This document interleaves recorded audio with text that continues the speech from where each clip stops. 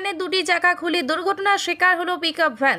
ঘটনাটি ঘটেছে কোচবিহার ১ নং ব্লকের এলাজানের কুঠির সংলগ্ন গ্রামে। গ্রামবাসীদের কাছ থেকে জানা যায়, মাথাভাঙা থেকে কোচবিহার দিকে যাচ্ছিল পিকআপ ভ্যানটি। হঠাৎই দুটো চাকা খুলে দুই দিকে দৌড় মারে। সম্ভবত টায়ার বাস্ট হয়ে যাবার পরে দ্বিতীয় চাকাটি গাড়ির প্রেসারে ভেঙে গিয়েছে বলে মনে করা হচ্ছে প্রাথমিক সূত্রে। দুবার পাল্টি খেয়েছে রাস্তায় গাড়িটি, এমনটাই জানাচ্ছেন স্থানীয় গ্রামবাসীরা। তবে এই ঘটনা ভয়ঙ্কর দুর্ঘটনার হাত থেকে রক্ষা পায় ওই পিকআপ ভ্যান চালক। তবে ঘটনাস্থলে ইতিমধ্যে এসে পৌঁছেছে টাপুরহাট ফাঁড়ির পুলিশ। ইতিমধ্যে স্থানীয়দের সহযোগিতায় গাড়িটি রাস্তা থেকে রাস্তার সাইডে লাগিয়ে দিয়ে যান চলাচল মুক্ত করে স্থানীয় গ্রামবাসীরা। তবে ২০ মিনিটের মতো যান চলাচল বন্ধ হওয়ার পর গ্রামবাসীদের সহযোগিতায় যান চলাচল আবারও স্বাভাবিক হয় মাথাভাঙা কোচবিহার রোডে।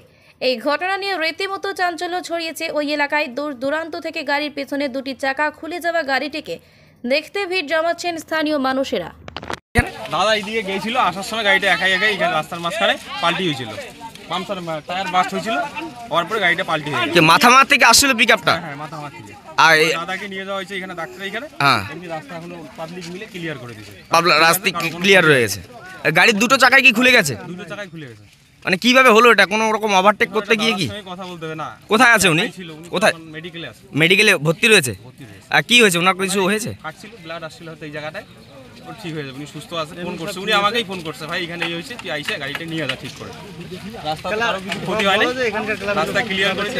কোন জায়গা এটা, যে জায়গায় হয়েছে ঘটনাটা? কুটামারা না, এলাজান। কি নাম আপনার? আমার নাম আবু। কি হয় আপনার? ড্রাইভার? দাদা। ধন্যবাদ।